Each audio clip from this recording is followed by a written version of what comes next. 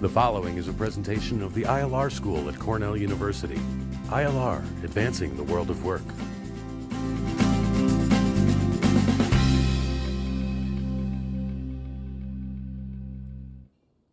Hi, good evening, everybody. Welcome to ILR's Future of Work series.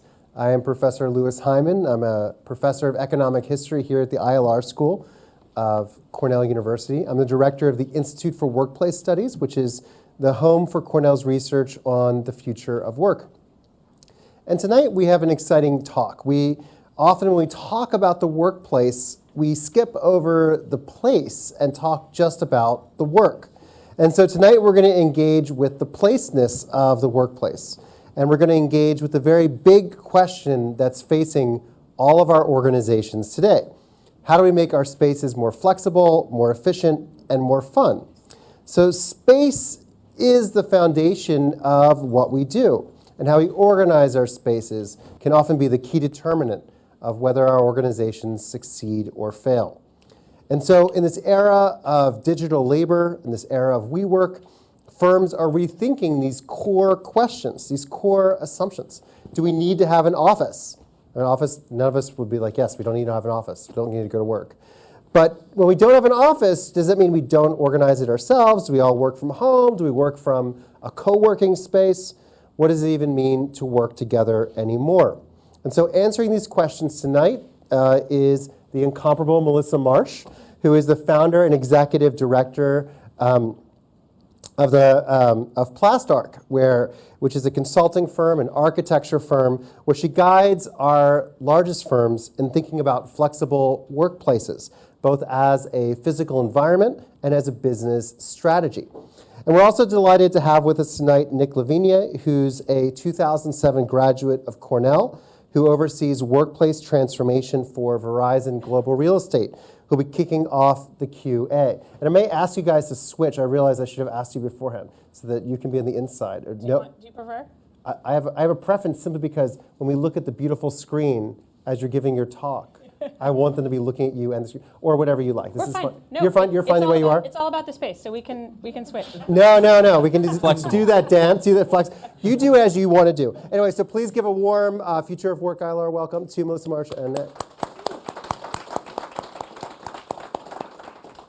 Thank you very much for that introduction. So I'm multiple devices here. So I'm Melissa Marsh. I'm founder and executive director of Plastarc. We are a social research and people analytics-based organization. The word is a contraction of plastic and architecture, with the proposition that through research we can make the typical built world more flexible. And I'm also head of occupant experience at Savills Studley, which is a tenant representation real estate organization.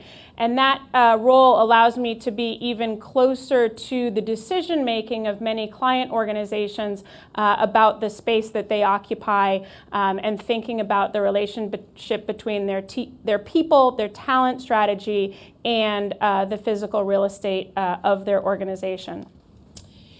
And I'm also here with my friend and colleague, Nick Lavinia, and we've actually been doing some really exciting work together, initially in the traditional office environment of Verizon's workplace, and then increasingly in this topic of co-working, thinking about extending the boundaries of Verizon's office space, which I'll talk about shortly.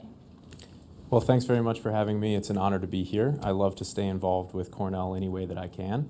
As Louis mentioned, I'm an 2007 graduate of the Human Ecology School, graduated from the Design and Environmental Analysis program. Some people just know it as DEA. So very happy to be here.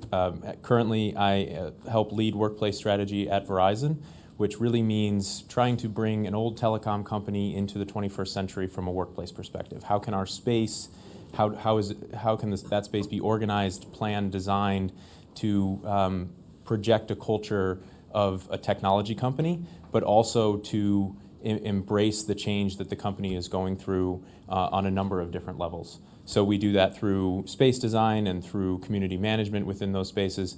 And then the co-working program, which I also lead, as Melissa mentioned, is a way for us to push the boundaries on what space can do for an organization. And I'll get into that a little bit later, but it's a very exciting project and very new for the company. And Melissa's team has done a great job of helping move us forward and learn a lot from the co-working industry, so we appreciate that. Cool, thank you. So the agenda for today is to really look first at the world of corporate workplace, what we see large organizations trying to think about in relation to their work environments, and then looking at co-working as what we might consider a disruptive innovation, something that is changing the nature of how we think about work environments, and then looking at some practical applications of that. And of course, Nick, who's doing it in real life, will be sharing that with us. So to start, mostly with some background of the topics that we address in the world of workplace right now, I'd have to say that one of the things that we're really focused on is how the knowledge economy is changing the demand for workplace. And so workplace has been focused on process efficiency, on computer-human interaction efficiency for quite some time. But we're now in an era where we really have an opportunity to think about workplace as something that is optimizing for the knowledge economy, optimizing for the individual human performance, our creative capacity, and sort of our intellectual capacity. And that really puts a completely new demand on those physical work environments. I also want to give a shout out here to Diane Burton, who I met 10 or 15 years ago when both of us were at MIT. I enrolled in a class, I was in the architecture program, she was in the business school. I enrolled in a class called Designing and Leading the Entrepreneurial Organization, and quickly discovered that everything that I'd been learning about architecture had a pretty immediate and direct corollary in the business context and vice versa. We talk about the structure of an organization just like we talk about the structure of a building. We talk about the culture of an organization just like we talk about the building as an expression of human and built world culture. And so we've been going back and forth on these different corollary topics for the last decade or so, and she's part of the connection that we've made here with the ILR in New York. Another piece of this equation is that we find ourselves focused on the employee experience more and more. And that employee experience is not just the human resources, it's not just the physical workplace, it's also the technology component. And so really we're seeing the demand for organizations, the corporate services function of organizations to work differently together, to sort of restructure themselves in order to come together and think that all of the parts and pieces that create the employee experience, create the workplace, are those components of technology, people, and place. And so that's really what my company focuses on. That's what I focus my work on, and that's a bit what we'll be talking about today. As I was mentioning, there is this golden era of work and place, which allows us to really focus on the human or the individual within the work environment. And we also are in a moment of time of having smart buildings. Buildings that can track their occupants, the building can respond to its occupants, and really there's an ability for particularly our mobile devices to begin to interact with the building, to turn lighting on, to turn air conditioning on or off. That really the aspects of a building that create that internal environment experience are becoming much more accessible to us as occupants. This also means that we have an opportunity to drive workplace, to drive culture in our work environments like never before. This is an image of Zappos, in which you may be familiar with their organization, which is quite unique, but they also do the same in their workplace, giving individuals the choice of how, where, and when to work. And as you can see, they also get to decorate their own work environment in a pretty intense kind of way. Yeah, I'd say. So one of the things that we think here is that I've been looking at co-working for a number of years, in part because I think it's an interesting instance of being able to see what workers would really want if they had greater choice in work environments. So by and large, in traditional corporate environments, there's little individual choice, little individual control. There's more and more demand for that control. There's more ability than ever before to offer that control. But co-working and co-working companies have been a site of research for myself and my team for many years, with this proposition that we could better understand what people wanted if we looked at places where people were willing to pay to work there, rather than looking at places where you had to pay people in order to get there to do their work. Melissa, for our online audience, can you tell us what a co-working space might be? That is a super question. So the definition of co-working is really that of people working together in space, particularly people working together in open space, potentially that those individuals are not from the same company but choose to work in those environments in order to have social or kind of blurring the boundaries of traditional corporate space in order to work better together.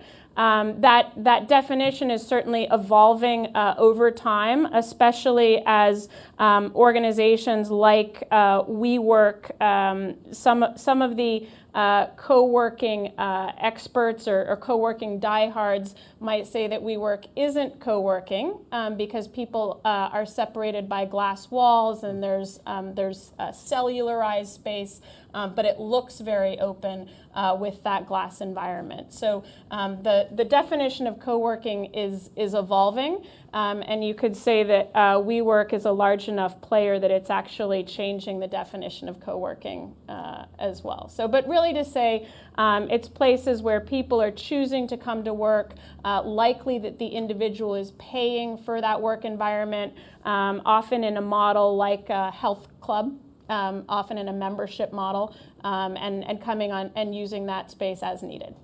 Fabulous. Thank you. So as I was saying, this rise of co-working has really become a popular term. Though one could say, and I believe there's a close sibling of co-working, which is called serviced office, and that's really the work environments that have been used by one-off practitioners, lawyers, accountants, folks that maybe didn't need a whole office because they were quite a small company, and so we're kind of seeing this convergence of serviced office and co-working. I think that the serviced office industry dates back to the middle of the 20th century and has kind of quite a long history, but we're really seeing that model change quite significantly. So since we are in an academic environment, I thought I might do a little bit of book learning section here and tell you a little bit about how we see co-working as a disruptive innovation, meaning an innovation that is changing the marketplace itself and changing what we think of in the world of work. So we see that post 2008, really since the recession, really has been this significant rise of co-working. And looking back in history, I think one of the things that we see is many companies were able to allow workers to work anywhere, particularly knowledge workers to work anywhere, leading up to 2008. But then in 2008, with a demand for cost compression, a lot of change in people's employment status, increasing reliance on contract workers rather than traditional employees, a couple of things happened, one of which was that people, no matter what their walk of life, were likely exposed to alternate work environments. So if you see the picture behind me, the gray cubicle environment that may have predominated the world of work, and then whether it was due to a hurricane or a layoff or a snowstorm, or any other reason, people began to work, no matter their walk of life, in alternate work environments. And so when they came back from those alternate work environments into the gray space of cubicle land, that space looked lackluster. So to speak. And I think that that's where some of the demand for contemporary work environments comes from. So as I was saying, Clayton Christensen's definition of disruptive innovation is that which actually changes the market itself. And I think that that's one of the things that we're seeing in co-working, is that this isn't just a new product, which is an option. It's actually taking over and changing how we see workplace and how organizations manage their real estate. So one of the things that we might talk about a little bit later is the way in which having co-working or serviced office space mitigates the risk an organization is subject to in having very large amounts of space. And so co-working can be a way that an organization can switch its spatial requirements from spaces that they own, operate, manage, or lease themselves to sort of outsourcing the role of space within their organization. I think that's one of the things that's more changing the industry rather than just a new product. So I'd like to talk a little bit about the things that are further driving that shift. I have been saying for a number of years that co-working is not just a trend. And I think that for the last half decade or so, many organizations have sort of, or individuals have sort of poo-pooed co-working. It's just a trend, it's a blip, it'll go away, we'll go back to normal. And I would say that for a number of reasons, I don't think that's the case, both from workplace and real estate reasons, but also looking at sort of social and economic trends. And those three or four social or economic trends are first, that performance trumps ownership. That we can look across a variety of industries and we see that people are choosing how something functions over whether or not they own it. And so this is the same thing that's happening in workplace. It's more important to your modern employee that their space works for them, that their technology works for them, that they enjoy the experience of it, than that they own it. So this my desk or my office is going away with the idea that what we have to do is provide great environments where people can do their best work in that physical space. And that's actually more highly valued than the ownership model for the contemporary workplace. The next is an expectation that one's work environment is both digitally and physically enabled. If we can get online and map our way through a town, if we can find out where our friends are and which coffee shop they've checked into, if we can sit down at a restaurant and have a Skype conversation on a mobile device with our friends or family, why can't we do more of that at work? And so really this demand that people expect their work environments to operate at least as well as their home and personal environments is another thing that tells me that we're not going to go back to traditional office environments or employee expectations. The next is greater visibility and awareness. So just as you can book a flight, or you can book a seat on a flight and have been able to do so for quite some time, and when you're doing so, you can see if the flight is full or empty. You can hedge your bets if you buy your ticket now or later.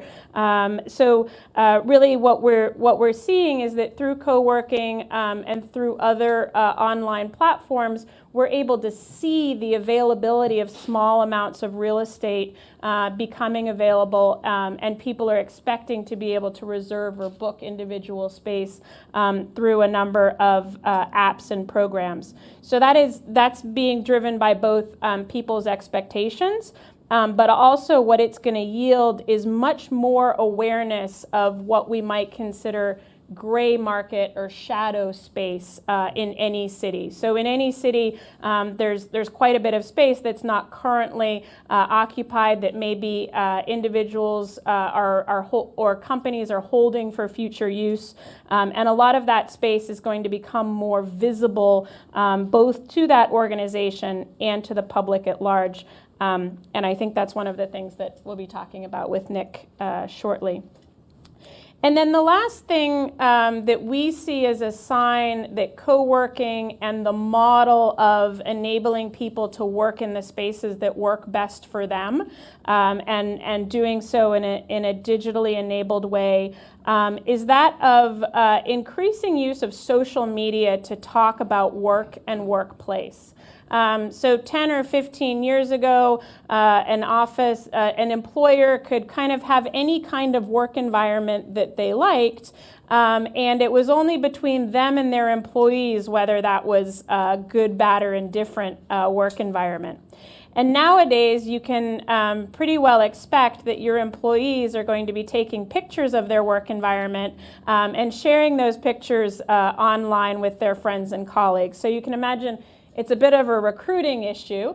If you've got great space, your employees could be bragging about it and telling their friends to come on down and have a cup of coffee. If you don't have such great space, it's likely that those folks are able to are not able to, not just telling, but even showing their colleagues and cohort that it's not really that great a place to be. So that physical visibility through social media about the workplace is really putting a new level of onus on the occupant organization, on the employer, to think about that work environment, something that I think that we haven't seen before, and again is evidence that things won't go back the other way soon. So one of the things that we call this is a consumerization of workplace. The idea that the physical work environment is now at the choice and selection of the individual. I think that we could compare this to what in technology is bring your own device, that the individual brings their own equipment, and it becomes the expectation that the employer sets that up and serves that for them, but that they have the greater degree of control than we've ever seen before over their work devices, etc. So I'm going to move quickly through the next section, but I was asked, are we going to see pictures? Are we going to see what the design looks like? What does this look and feel like? So one of the things that I would like to talk about, and especially as both a designer and a studier of social environments, is to talk about where some of the inspiration for the physical environments that we see in co-working and in the next generation work environment. And so I would say more and more we see work environments that are inspired by residential experiences, by hospitality, and by retail. The kinds of places that earn, that make their money from serving the customer. The kind of places where the physical environment is part of the economic model of the space, and that the space is really focused on that customer experience. So really, if there's one thing to do in the world of workplace design, it is to look to your favorite places to be, the places that are really focused on combining that experience and the space itself. And so I'm going to just go through some examples of the things that we can learn if we look at particularly hospitality environments as a model for the next generation of work environments. The first of those is looking at the multi-sensory experience. So traditionally, architecture and space design has been about the physical, something that you might expect to see with your eyes. I sometimes say that architecture has been disadvantaged by photography since the early 20th century because it became all we looked at, all we considered in the case of architectural design or interior design, is the photo. How does it look with certain lighting, certain colors? But the human being is a sensor device, pretty exquisite sensor device, and we're always tuned in mostly to factors of health, safety, and well-being. And so really, we're sensitive to sound. We want to be alert to that. We're sensitive to daylight. We're sensitive to smells. In part, we need to make sure that the air is fresh. And so we're looking for that fresh smell in the air. So really, all of our senses are dialed in at all times, and we want to create work environments which are stress reducing. And so the alertness of our senses can really be elevated in times of stress, and really something that we want to think about in the design of those work environments. The next piece of this is thinking about co-working. So maybe kind of cutting back from the design science of it, back to what we see in co-working. And again, I think co-working has been a model of using those hospitality, retail, environmental design features to think about how to design the physical work environment. So this is Miguel McKelvey standing at 175 Varick on the 8th floor, which is a true co-working environment. This floor was originally designed to accommodate designers and really focused on the lighting and the experience of that space for people who were doing a great deal of work in the visual and design categories. Some other things that we've seen co-working really do a great job of, and that really any corporate environment could do well to learn from, is creating atmosphere in the environment, really having something that is quite particular or specific, rather than the cubicle environments of history that you might consider as quite generic.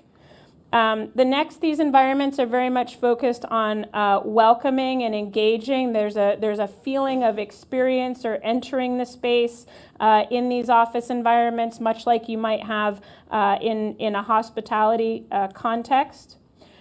We also see a real attention and focus on restrooms of all things.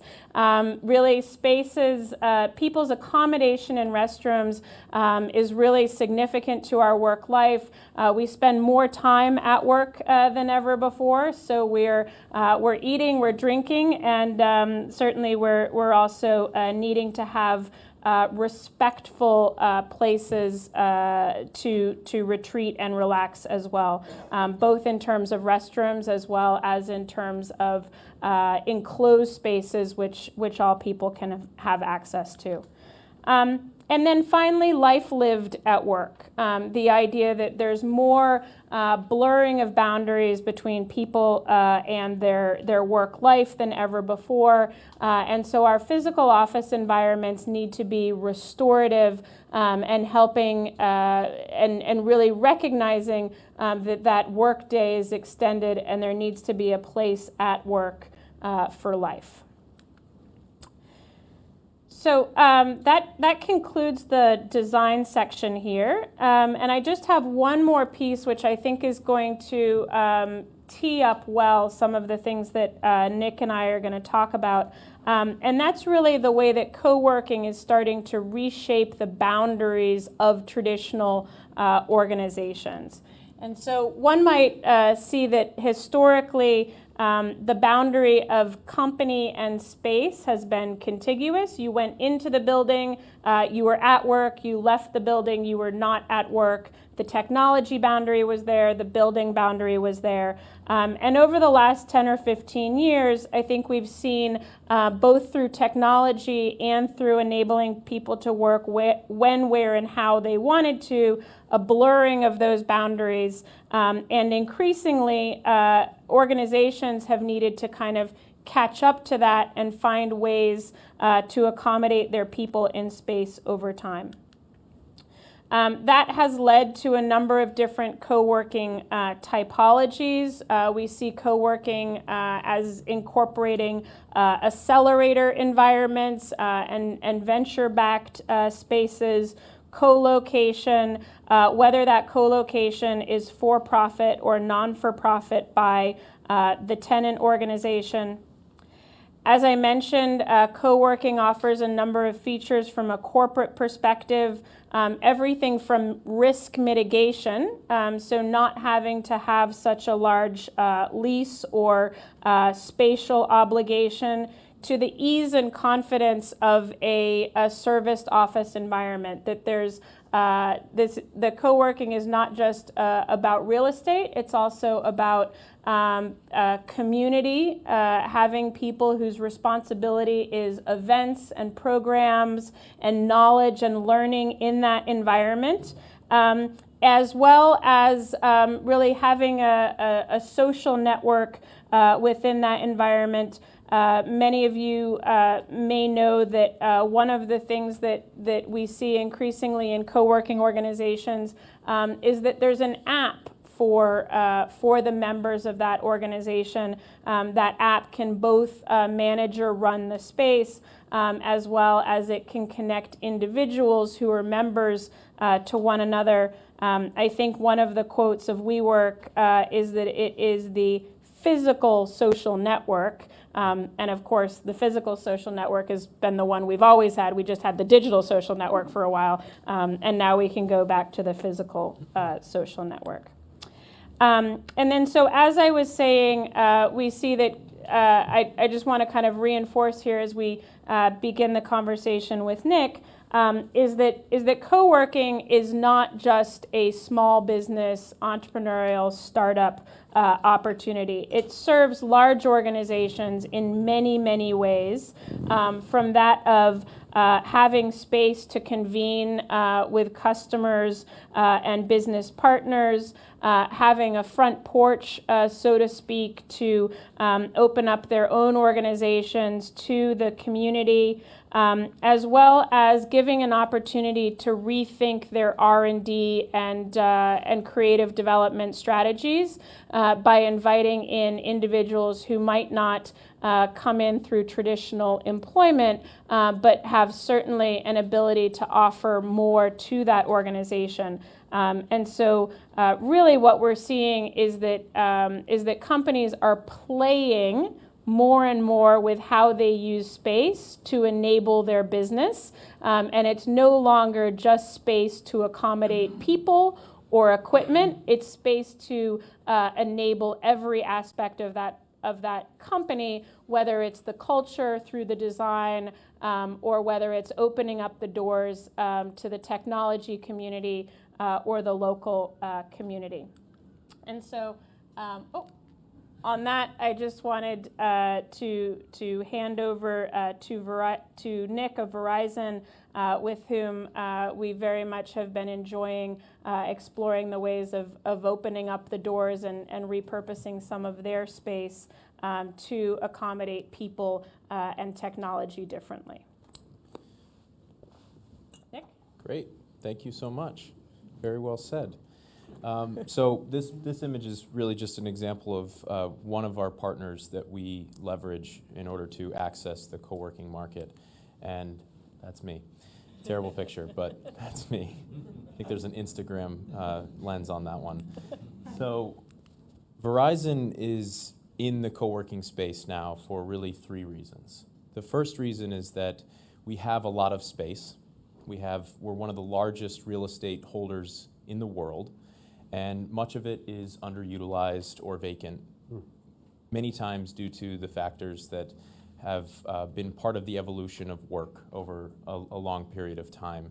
The digital revolution has allowed people to work from anywhere, anytime, and also the environment itself. I think that picture that you showed of the gray cubicles I wouldn't be surprised if that was taken in a Verizon facility 5-10 years ago.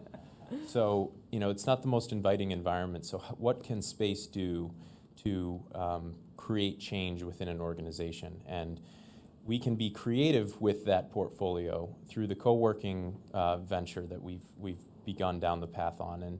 And really, we follow a couple different paths when it comes to being creative with space. There's our workplace strategy, how we design, organize our space internally to help create the culture that the company needs to move forward and be successful. There's the what we call a flexible office program, which is actually placing people, Verizon employees, into co-working spaces, so into Grind or Alley or WeWork. Actually, we have employees who sit in all kinds of different co-working spaces all over the country, including Regis too. I don't know if they're co-working quite yet, but getting there with their spaces concept. And then finally, the co-working venture is really a way for us to open up our doors and have that front porch that Melissa mentioned, to invite in the developer community, the startup ecosystem, and so forth. So that's actually leads me to my second point of co-working allows us to position our business within these innovation networks. Co-working spaces are well known to have a rich diversity of thought and really exciting new companies. The traditional R&D departments that were kind of these cloistered Bell Labs environments aren't churning out the innovation that they once were. So looking to the outside and seeing innovation happening in the startup community is really interesting for a company like Verizon as it shifts from the telecom focus into technology, into the more digital space. Delivering the promise of the digital world is one of our new slogans. So how do we do that? We have to look, feel, act, and touch the tech community in a meaningful way. And the co-working space allows us to access those people in an interesting way. And then finally, I'll talk about this a little bit later, but learning from that experience to help influence how we design our own workplaces to support our own people. Right, so there's co-working spaces are at the cutting edge. As Melissa talked about, it's where people choose and pay to spend their time. And so how can we learn from that experience, because people are voting with their wallets about the spaces and the designs of spaces that they want to be in and the space types that lead to that. So there's a lot of information that we can glean from this relationship and working with our different partners in different parts of the world to understand how the workplace is influencing people's expectations of how they approach work. So the journey that we hope to create from our co-working venture is we have the space. How can we be purposeful with our design to create an environment that people want to come to and spend their money to reside within our spaces? So our design is both focused on revenue. So how can we maximize the floor space to capture the amount of revenue that makes our business case fly, right? So there's a certain amount of upfront investment that needs to go into the space to turn it into an environment that people will actually pay to spend time in. Many of our spaces that we're converting into co-working are our old central offices. This is where all the wires come together and they switch, and they used to be the ladies making the connections with the switchboards, but now it's all automated. Roller skates. Yeah, with roller skates, exactly. So a lot of that technology over time has shrunk, and these big, huge assets that we have, like at 140 West Street, which is 30 floors plus, which most of it used to be technical equipment. That technology has shrunk over time, and it frees up these pockets of space for us to repurpose. So how can we be purposeful with our design? And we've leveraged our partners, actually, Grind and Alley and WorkLife, to tell us what the co-working world wants, what their customers want in terms of design. So we've really leaned on them to help us get to that next level in terms of learning. And then on top of all of that, the space is the space, and it can be designed beautifully and elegantly, and it can be very attractive, but if it's not compelling from a programmatic and an activity perspective, you're going to have a hard time attracting people and keeping them there. So how can Verizon participate in the conversation within these environments that can create a competitive advantage for our co-working spaces versus some other competitors? Why would they want to come to a Grind powered by Verizon or an Alley powered by Verizon versus just a traditional Grind or Alley, really, separately? So we're doing a lot of work to build our programming that creates those meaningful connections between our thought leaders and our platform technologies that will drive more people into our spaces. And that's an important part of it. And from that, Verizon will also capture some of that energy. That's the goal, right? At this point, we're in the infancy of our program, but the vision and the value that we hope to drive out of these spaces is access to premium talent, access to premium ideas, and giving our own people a platform to energize their own teams.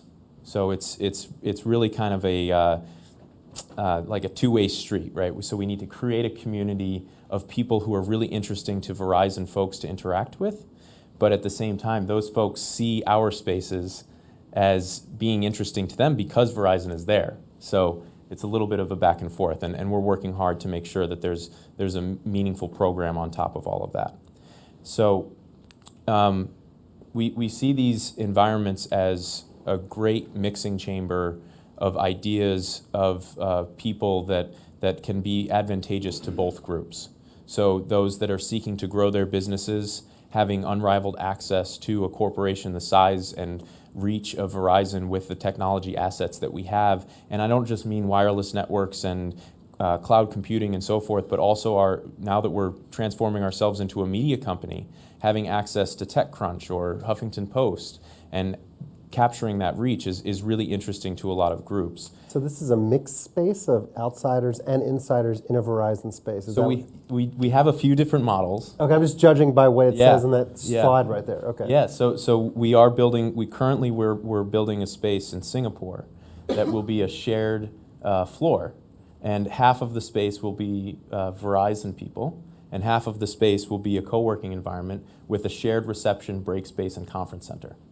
So the value for the co-working community is they get access to a boardroom, right? That is one of those assets that most startups don't have. Exactly. You can't pay for a boardroom as a startup. Mm-hmm. You might be able to get one at Convene, but we have it right there. And also a video conferencing system, right? So state-of-the-art $100,000 video conferencing system, having access to that as a startup is a really attractive quality. And at the same time, all our people get to go have lunch right next to the startup community and be energized by startups are inherently energized, or else you wouldn't be in the startup world. But so just being around people like that, I mean, it's like kind of being in an academic setting. Every time I go back to campus, I get real energized by the students, and when I go back and I speak to the students there, it gets me going again about, you know what, I'm doing what I love, and this is really great. And I think it's a similar type of experience in giving Verizon people access to the startup ecosystem, even if they're not directly impacting that conversation or directly getting something out of it. Just being part of it is something I think is an attractive quality to expose our employees to. So really, for those who access our space, our co-working spaces, we hope to build the right connections for them, that they feel that it's worth their time and effort and money. To be frank, that being in our spaces is giving them a leg up than they might get at a different space. So our strategy here is we're in the co-working space as a way to push the boundaries for our business and our people and our innovation teams.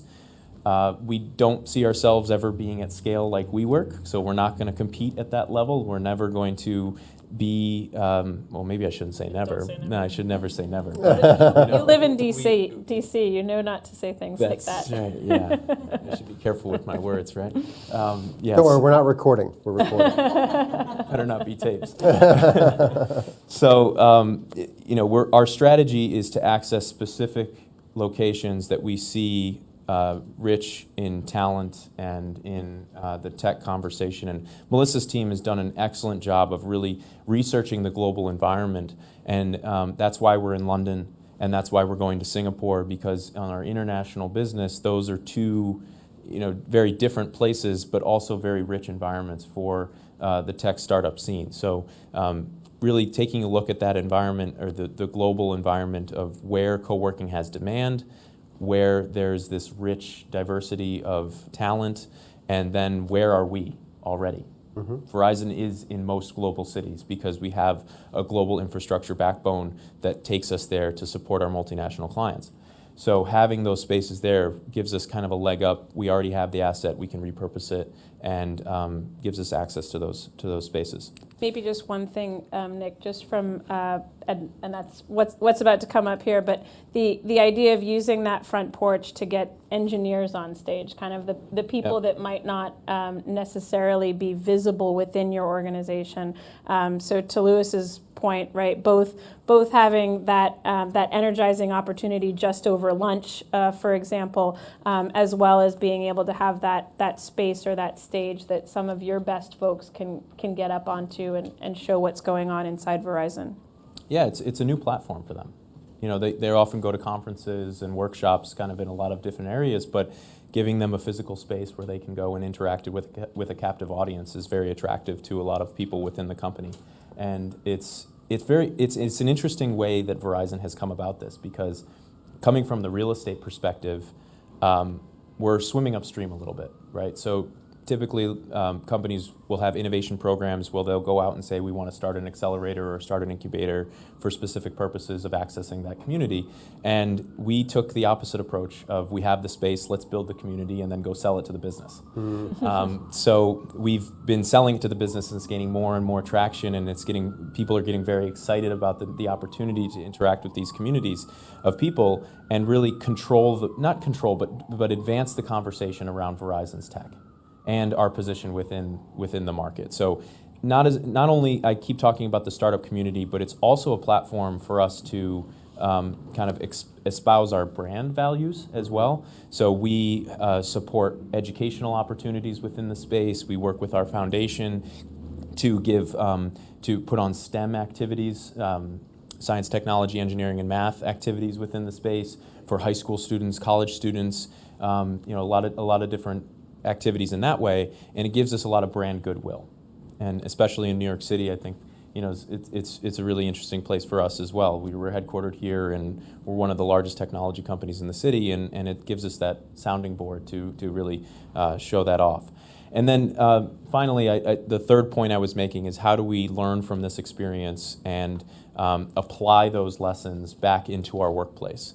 So we do that in a few different ways. So the first thing that makes a co-working space over a serviced office is the community and the people and the connections and how that is fostered within those spaces. So our partners do a great job of making personal connections between the members within the spaces.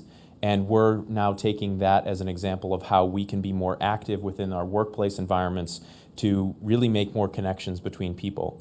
There's a lot of workplace experience activities that happen across the business, and much of it is driven by HR or by our foundation through a philanthropy angle. But how can our community managers who are there day to day, helping people find a seat, helping people find the right place to work, how can they be more integrated with the workplace experience? And that's a lesson that we've strongly learned from the co-working experience so far. And then, of course, technology is a really important aspect of this. I think the co-working businesses have done a great job of activating their spaces, whether it's sensors or conference room reservation systems or check-in applications that allow people to feel like the workplace is not analog and it's digital. That is something that is very attractive to Verizon. Purely, we're a technology company. Maybe we shouldn't be signing into a book when you're a visitor in a space. I'm not going to tell you how to live your life, man. Yeah, but having the technology to support that is a way for us to show we are a technology company, one, but also ease of use of the space, making the employee experience seamless and easy. Helps for us to make sure that our Instagrams are good and not bad, right? So, Yeah. And then the other pieces that we're learning from are around how we talk to our customers. So within the global real estate department, our customers are our employees and our business partners, and you see a lot of signs within spaces in traditional work environments saying, please excuse the dust, or the management, the coffee machine is broken, the management. So how can we be more playful and purposeful with our messaging with our employees and give them the feeling that what we're doing to them from a space perspective is a good experience. You know, we could be creating an amazing work environment, but if we don't sell it with the right tone and with the right communication, people just don't see it as a positive experience. So it's really important the way that we talk to our customers, and co-working businesses do a really great job of being playful in their environment. You know, keep it short and sweet in the phone room. You know, don't say be respectful, but you know, another playful term in that way. So there's a lot to learn there. And then space use and flexibility. Co-working spaces have to maximize every square inch of their spaces because there's a revenue component to it. So how can you create spaces that are flexible and multi-purpose and can be turned back and forth? So this space here that I'm showing is our London space, and that area, which was set up within 20 minutes to be an event space, is co-working space during the day. And that is not really something that is in the mindset of a corporation to think about how can we use space in a multi-purpose way to maximize the amount of square footage that we actually need. I'm looking at the room we're in right now, and it did not get set up in 20 minutes. Yeah. I'm giving us a little more credit, I think. You know, it's close to that. It's not, but that comes down to the furniture choices, right? It's furniture that's on wheels. It's furniture that's easily flipped and unplugged, and it's not explicitly tethered to the wall like a lot of furniture is in a corporate environment. So being very thoughtful about the choices of furniture that you choose up front make a difference on the back end. So that's certainly something that we've learned from that experience too. Yeah, and maybe that harkens back to a couple of the points that I'd mentioned around the lines of getting inspiration from residential environments, Yeah, right? absolutely. Your kitchen table, your kids probably do their homework on it. I sew Halloween costumes on it. The kids eat their breakfast, lunch, and dinner on it. So it's one surface, but it's doing dozens of different things throughout the day. And young companies and co-working organizations are showing corporate real estate that's how we need to use all spaces, and that everything has to be really, really multi-purpose, and it's a waste of resources to have everything do something different. Mm-hmm. And then similarly, so to Nick's point, when the space is making money, the company thinks about it differently. Right? So when we look to retail space, which is measured in dollars sold per square foot, or we look at hospitality space, or even food and beverage, number of turns of a table over the course of an evening. These are metrics that are putting customer satisfaction and square footage and revenue all in the same bundle, and looking at that model really helps us upend corporate, where real estate tends to traditionally be only seen as a cost and not as a revenue opportunity. Mm-hmm. And again, that's just one more way that co-working can be a model to learn from for traditional corporate. Yeah, I think that's a really important point to the conversation around real estate and its role within a large organization. Traditionally, it's been a cost center. It's something that we have to have, and we have to put a butt in a seat. Mm-hmm. But now, increasingly, corporations are seeing their physical assets as strategic assets for the company. So not only the amount of space that you have and how you can optimize that, but what is that space actually doing for you, and not just working against your bottom line. So we talk a lot internally now about being a consultative partner to the business to help them achieve their objectives and be a real enabler of the business, as opposed to just a necessary evil, which a lot of times real estate departments are seen that way. And it's a really interesting transition that we've seen, and I think some companies have realized it earlier than others and have moved themselves along that spectrum earlier on than others, but it's becoming more and more relevant, I think, within the conversation in corporate environments, is how their space can work for them in terms of culture, productivity, collaboration, and talent acquisition too. Well, before we transition to the Q&A session, which we're only going to have a few minutes for, a question I have for you is, I talk to a lot of people, they say, I don't want an open office. I don't want to live in this flexible world. I want to have my office where I have my plant, and I can have my phone calls and my picture of my dog. And On the other end, you have people saying, well, I don't want to come to the office at all. Yeah. I just want to telecommute. I just want to work from home.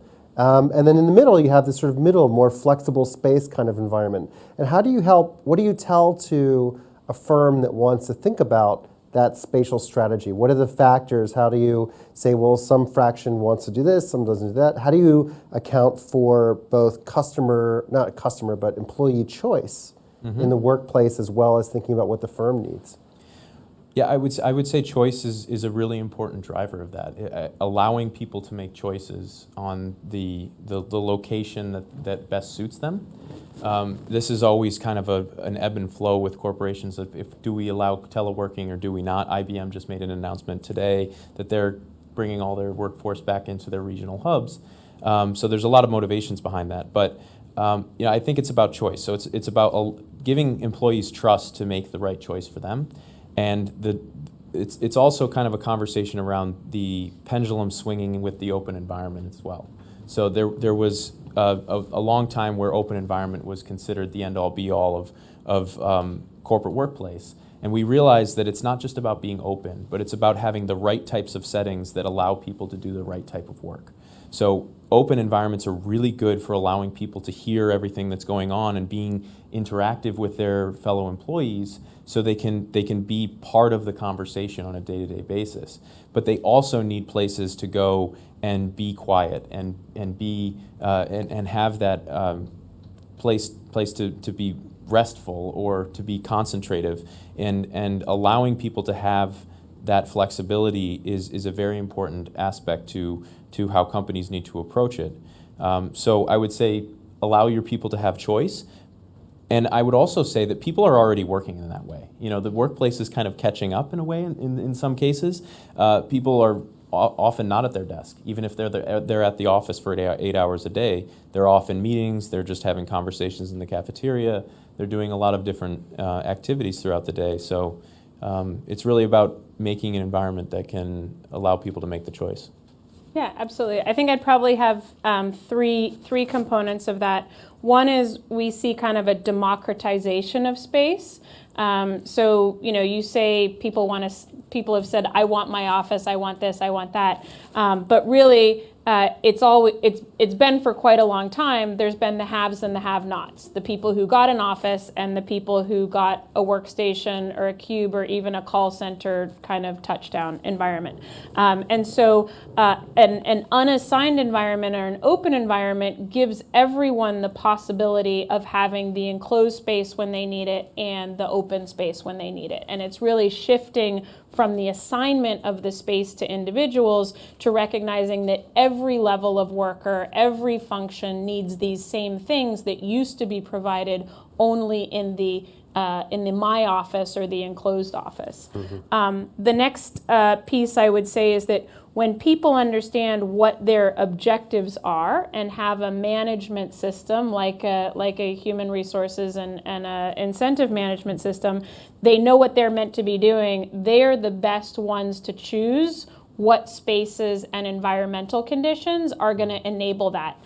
Because just how we have different personalities, we have different relationships to space where one environment could be unnerving or annoying for me, and it could be great for someone else. So really that personal style in relation to space is something that we want to accommodate for. And so first function, then style, and then I think from an architectural perspective, our objective is to create environments that are really diverse, that are like cities that have dense areas and have greenery and have the same kind of really extreme variety that we have in great natural and urban environments. And back to Nick's point about the kind of typical open office, the biggest problem has been it's been homogeneous. Right. That it's just been a sea of cubes or even a sea of enclosed cellularized space, and just didn't have the diversity that people need hour by hour, moment by moment. And work is also more and more diverse than ever before. It's not that you sit down and you do something for 8 hours, but you do this for 10 minutes right. and this for 2 hours. And so it's even more that we can't. There's a lessening benefit of control. Where there's less and less benefit to management control over things, and there's more and more benefit to individual control over things. And then finally, I would say in the world of technology, it used to be that managers wanted to see people in order to be sure that they're doing their work. And nowadays, particularly with cloud-based technology platforms within organizations, we can actually see better what people are doing by looking at their in the cloud or their online behavior, or what files they're working on, or which people are working on different files. We can actually see that more clearly and track it than we could if we were looking at them working in the physical environment. So just so many different reasons to have that diverse, open environment going forward. This is so fascinating, guys. And I'm sure we have lots of questions in the audience, and we only have about 10 more minutes to have this conversation. So this gentleman over here, please talk in the microphone. First of all, thank you. In thinking about... Is the microphone on? Hello? Yep, Oh, perfect. you're on. Yeah.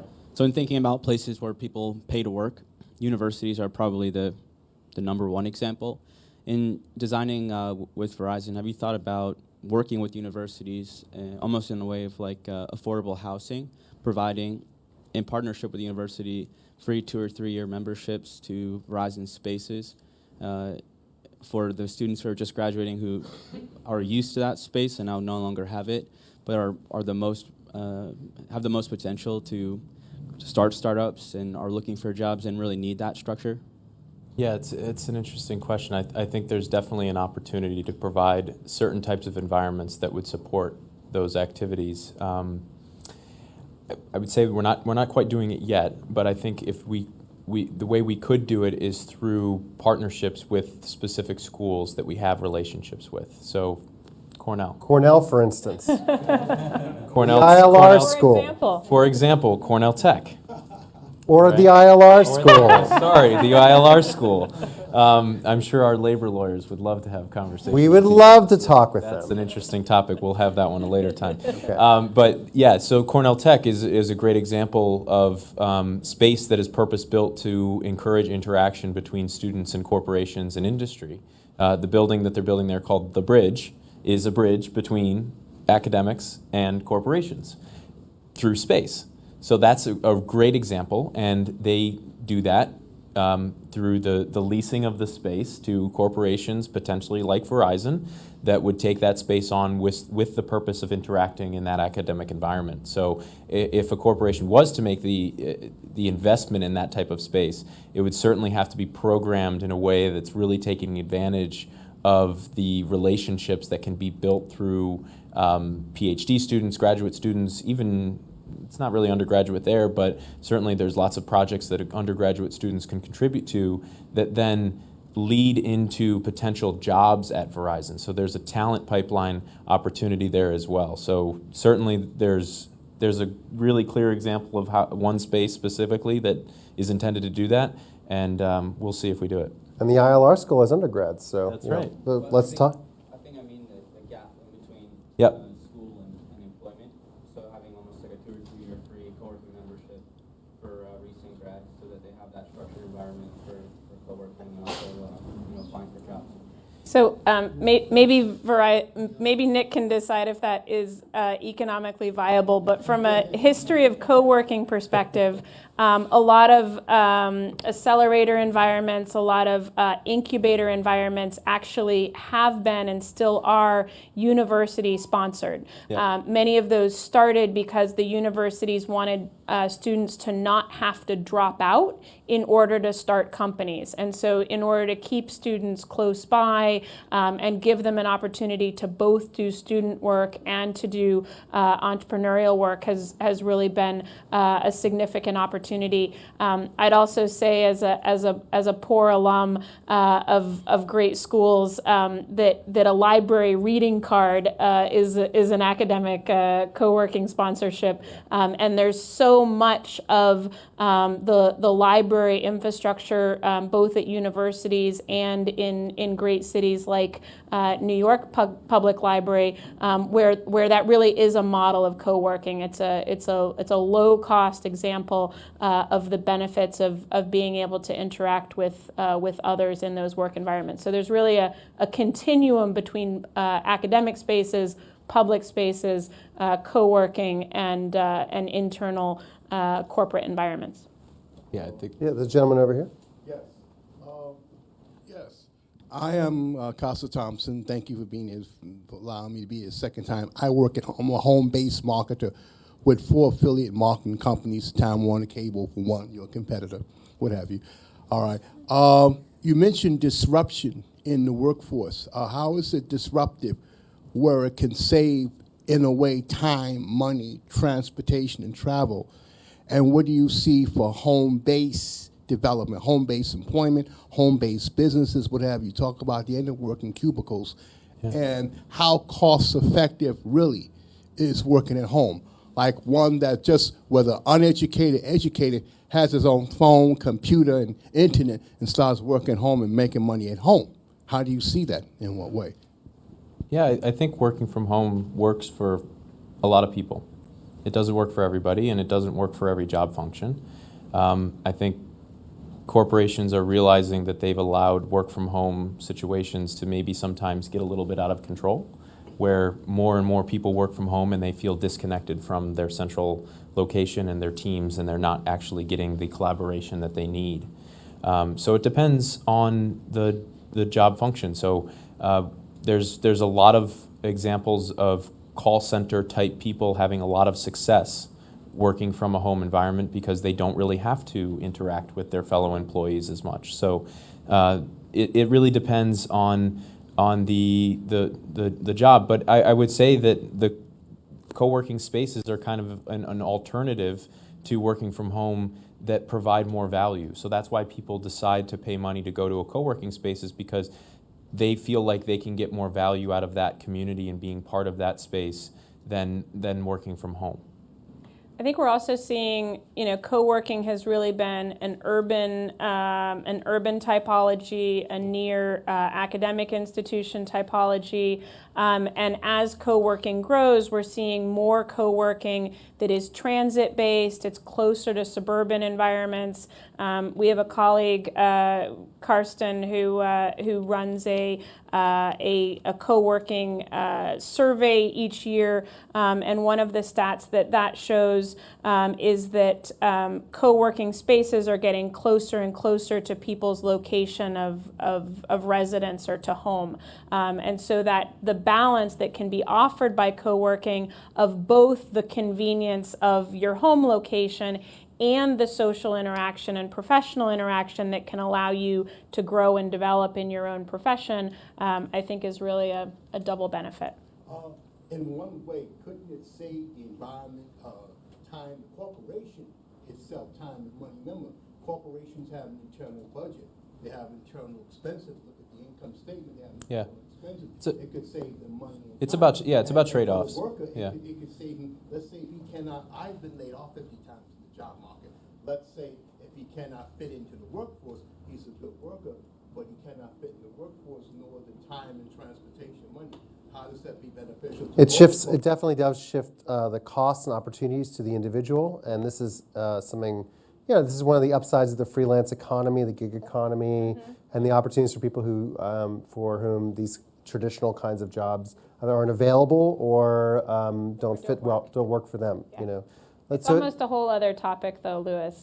Maybe there's an opportunity to have a digital workplace and telecommuting from a place perspective, not just a policy perspective, in this panel in the future. No, I think that's a really good opportunity. Let's have, I guess, 1 or 2 more questions. That gentleman there. Yeah, thank you. Great presentation. Thank you both. Nick, you mentioned briefly new spatial tracking technologies that enable new ways of understanding, behavior in space.